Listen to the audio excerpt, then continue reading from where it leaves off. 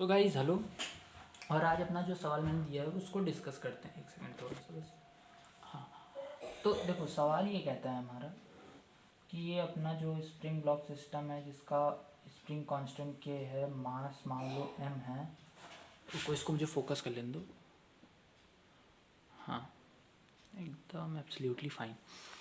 हाँ, तो ये तुम्हारे पास सिस्टम है पूरा, और ये तुम्हें मास m दिया हुआ है, k दिया हुआ है, और तुम्हें सब चीज़ें दी गई हैं। बोला गया है इसको मैंने 2a तक कंप्रेस किया है, और 2a तक मैंने इसको कंप्रेस किया गया, और फिर मैंने a डिस्टेंस पे एक वॉल लगा दी है जो इसकी 2/3 काइनेटिक एनर्जी को लॉस करा देती है। अब एक चीज़ समझो, तुम्हें ये बताना है कि ये पहली बार आके कहाँ रुकेगा। देखो, अब SHM अगर तुमने अच्छे से फील किया हो तो तुम्हें ये एकदम क्लियर होना चाहिए कि पार्टिकल रुकता वहाँ पे है जहाँ पर तुम्हारा एक्सट्रीम आ जाता है। एक्सट्रीम आ जाता है, सॉरी स्पेलिंग गलत है, एक्सट्रीम आ जाता है, और काइनेटिक एनर्जी तुम्हारी जीरो हो जाती है, या फिर सारी की सारी तुम्हारी ऑल के all is equals to P E बदल जाती है। उस जगह पे तुम्हारा पार्टिकल रुक जाता है।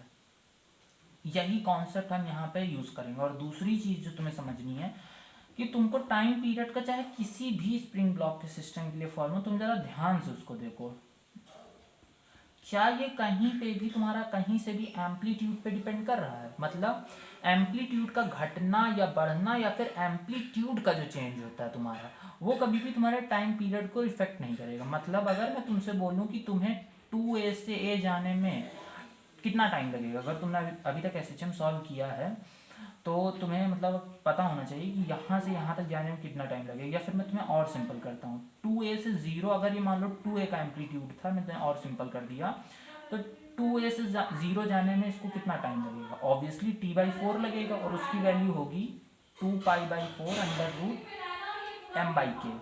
ठीक है, अब मैं कह दूँ a से 0 जाने, एक और SHM हो रहा है जिसमें वो a के अबाउट कर रहा है, इसमें 2a के अबाउट कर रहा था, और ये तुम्हारा a के अबाउट कर रहा है। तो इसमें तुम मुझे बताओ टाइम पीरियड कितना होगा। तुम कहोगे तब भी पर ये 2t/4 ही टाइम लगेगा। अगर ब्लॉक सेम है, स्प्रिंग सेम है, तो दोनों स्प्रिंग ब्लॉक सिस्टम का टाइम पीरियड तुम्हारा सेम आने वाला है, कोई भी फर्क नहीं आएगा।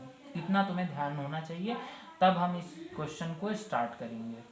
और एक और बात समझो, जैसे मान लो सिस्टम का तुम्हारे पास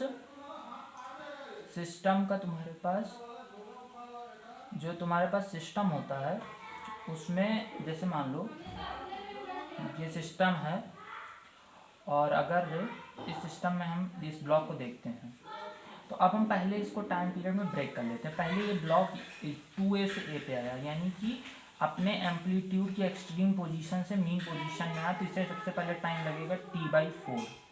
फिर अपने मतलब ये मीन पोजीशन से a तक गया है, और इसे टाइम लगा है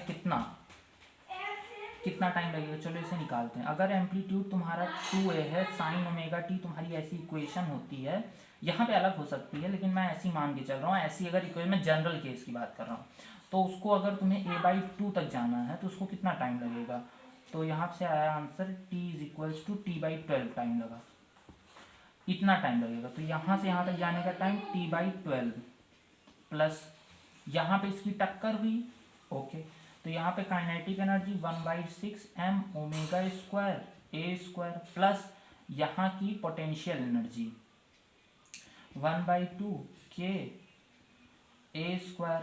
ठीक, ये हो गई उस वॉल के पास की तुम्हारी काइनेटिक और पोटेंशियल एनर्जी, टोटल एनर्जी।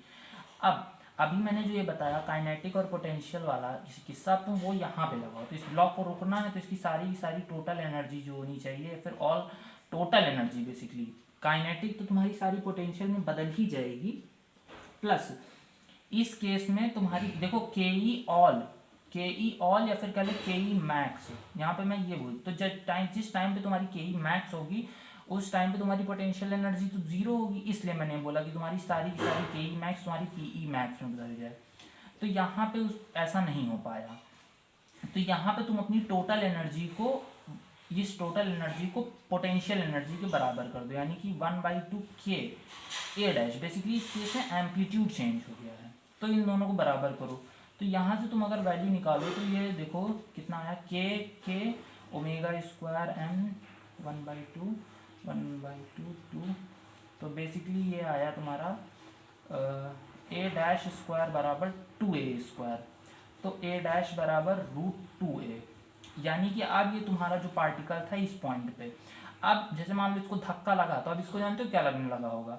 जैसे मान लो तुम किसी आदमी को पहले कोई काम कहे हो कि भाई तुम्हें बाजार से सब्जी लानी है, फिर तुमने उसके साथ बाजार में खूब सारी हाथापाई कर दी और उसको बार बार बोला धनिया लानी धनिया लानी, तो बाजार से जानते हो क्या लेके आएगा, धनिया लेके चला आएगा। वही काम यहाँ इसके साथ भी हुआ। इसको यहाँ इतनी जोर की ठोकर पड़ी कि ये यहाँ भूल गया कि मैं 2a के अबाउट एम्पलीट्यूड कर रहा था। अब इसको यहाँ पे लग रहा भाई साहब को कि मैं √2a के अबाउट एम्पलीट्यूड कर रहा था। अपनी एनर्जी से इन्होंने पूछा, तो एनर्जी बताती है कि आप कितने दूरी तक एम्पलीट्यूड करोगे। तो इन्होंने अपनी एनर्जी से पूछा तो एनर्जी तो घट गई थी भाई साहब, तो उन्होंने कहा तुम √2a के अबाउट एम्पलीट्यूड कर रहे थे। ठीक, तो भाई साहब की यहाँ बॉल से टकराने के बाद स्पीड हुई इधर। अब मिस्टेक यहाँ जानते हो क्या होती है, अब जब हम लोग यहाँ से यहाँ का टाइम निकालते हैं तो हम लोग फिर से इसको रख देते हैं t/12 टाइम, जो कि गलत होता है। जब तुमने t/12 यहाँ से यहाँ निकाला था ना, तब तुमने एम्पलीट्यूड माना था t2a, अब तुम एम्पलीट्यूड मान रहे हो √2a। तो अब तुम यहाँ से यहाँ तक का टाइम कभी भी गलती से t/12 मत लिख देना। अब यहाँ से यहाँ तक का टाइम तुम निकाल के देखो तो तुम्हारा जानते हो कितना आएगा। अब यहाँ से यहाँ तक का टाइम, यहाँ से यहाँ तक का अब तुम्हारा टाइम आएगा बेसिकली π/4 बराबर साइन ओमेगा टी, तो 2π/t बराबर π/4, तो आएगा तुम्हारा टाइम आएगा t/8। t/8 तुमको टाइम अब यहाँ से यहाँ आने में लगेगा, तो ये टाइम भी तुम जोड़ दो, प्लस अब तुम √2a के अबाउट वो कर रहे हो, √2a के अबाउट तुम SHM कर रहे हो, तो अब तुम मीन से अपने एक्सट्रीम पे जा रहे हो, तो एक्सट्रीम जाने में तुम्हें t/4 टाइम लगेगा। अब बेसिकली तुम इन सारे टाइम पीरियड्स का सम निकालो, तो अगर तुम बेसिकली इन सारे टाइम पीरियड का सम निकालो, t बाहर ले लो, तो ये क्या बनेगा, बेसिकली मैं आंसर चेक कर लेता हूँ। इसको अब तुम सॉल्व कर लोगे तो तुम्हारा आंसर 100% आएगा, और तुम ये वेरीफाई करके बताना कि सही आ रहा है कि नहीं। देखिए मैं आंसर देखता हूँ। हाँ, आंसर इसका आ रहा है 17/12 √π/m/k। बेसिकली इतना ही आंसर आना चाहिए। ये बेसिकली अच्छे सवाल का एक मतलब कॉन्सेप्ट होता है कि तुम्हें इस तरह के सवालों को कैसे डील करना चाहिए। अब जैसे इसका एक बेसिक वर्जन और इजी वर्जन आता है। वो बहुत इजी वर्जन क्या होता है, देखो वो इजी वर्जन बोलता है कि मान लो यहाँ मैंने 2 स्प्रिंग लगा दी होती, वो थोड़ा सही वर्जन रहता है।